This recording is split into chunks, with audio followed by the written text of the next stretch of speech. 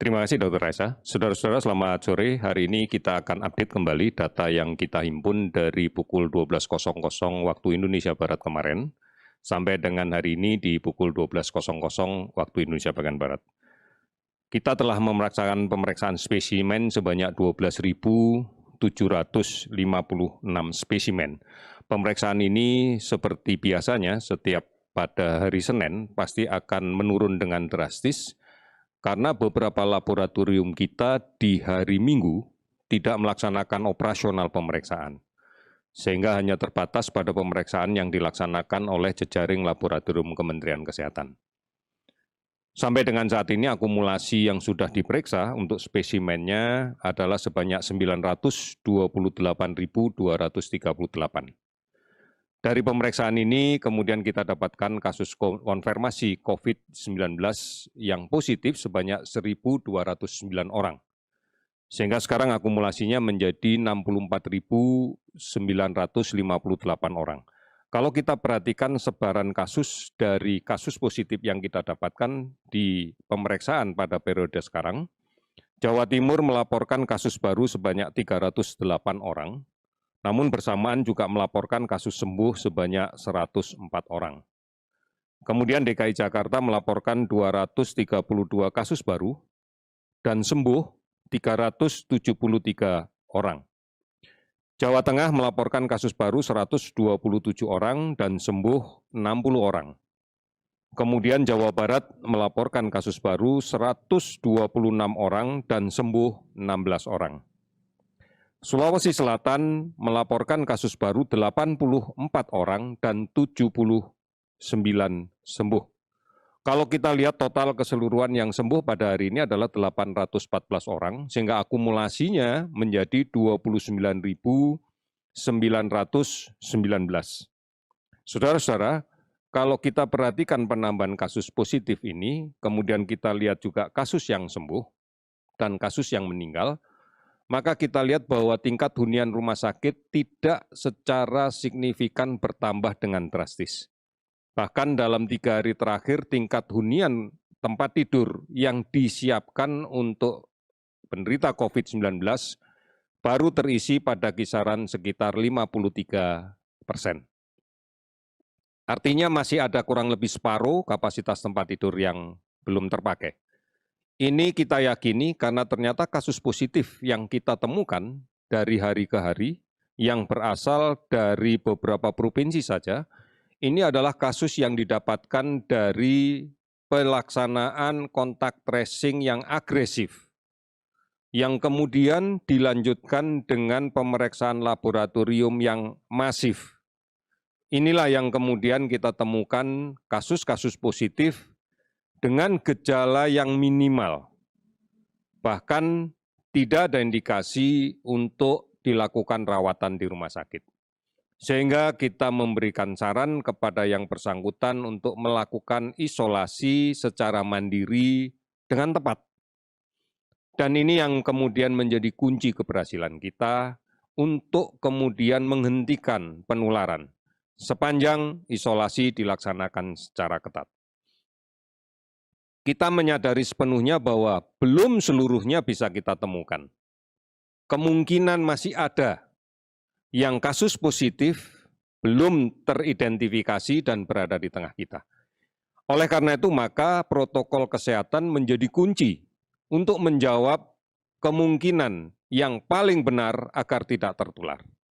Setiap orang harus mematuhi untuk menjaga jarak. Setiap orang harus mematuhi untuk menggunakan masker dengan cara yang benar. Dan setiap orang harus rajin mencuci tangan. Kalau tidak, maka akan sangat mungkin untuk terinfeksi dan kemudian akan menambah kasus positif. Hari ini kasus meninggal 70 orang sehingga totalnya menjadi 3.241 orang.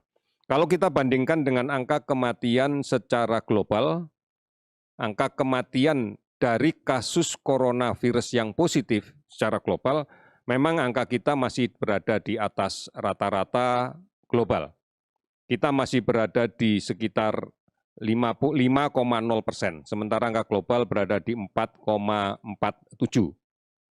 Oleh karena itu, saudara-saudara sekalian, dan angka ini akan terus dinamis dengan semakin banyak kita temukan kasus yang kemudian mampu kita isolasi, mampu kita rawat dengan baik, maka sudah barang tentu angka kematian ini nanti akan turun juga jumlahnya.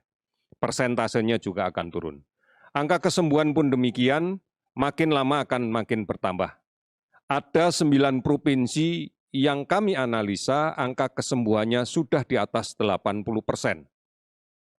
Bahkan ada 19 provinsi yang angka kesembuhannya sudah berada di atas 70%. Ini yang kemudian bisa kita jadikan acuan. Hari ini saja ada 19 provinsi yang melaporkan penambahan kasus di bawah 10. Bahkan ada 11 provinsi yang hari ini sama sekali tidak melaporkan adanya penambahan kasus. Namun juga melaporkan banyaknya kasus sembuh. Sebagai contoh misalnya Sulawesi Utara, hari ini melaporkan 10 kasus baru dan 31 sembuh. Kemudian Provinsi Papua, hari ini melaporkan penambahan kasus baru 6 orang, namun juga melaporkan kasus sembuh sebanyak 48 orang.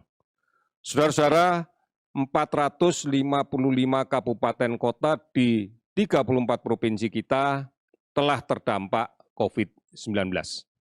Oleh karena itu kehati-hatian kita mutlak harus kita lakukan dan kita masih melakukan pemantauan terhadap orang dalam pemantauan yang kita tengarai pernah melakukan kontak dekat dengan kasus positif sebanyak 38.748 orang.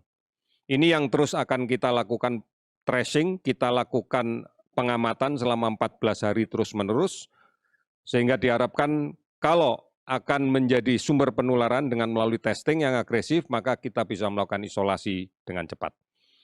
Kemudian pasien dalam pengawasan sampai saat ini masih kita lakukan pengawasan ketat sebanyak 13.360 orang. Saudara-saudara, kinerja data kita masih meyakini bahwa di sebagian provinsi, bahkan mungkin di sebagian kota, kasus ini masih bergerak menjadi semakin banyak. Oleh karena itu, ini adalah indikasi bahwa memang disiplin untuk mematuhi protokol kesehatan harus kita kuatkan. Kita sudah waktunya untuk saling mengingatkan. Sudah waktunya untuk berupaya saling melindungi agar pemutusan rantai ini bisa dilaksanakan dengan efektif. Patuhi protokol kesehatan, ikuti berita tentang COVID-19 ini dengan saluran-saluran yang benar. Insya Allah dengan cara yang seperti ini kita bisa bersama-sama untuk terintegrasi, konsisten, menjalankan protokol kesehatan sehingga COVID-19 bisa lebih terkendali dengan cepat.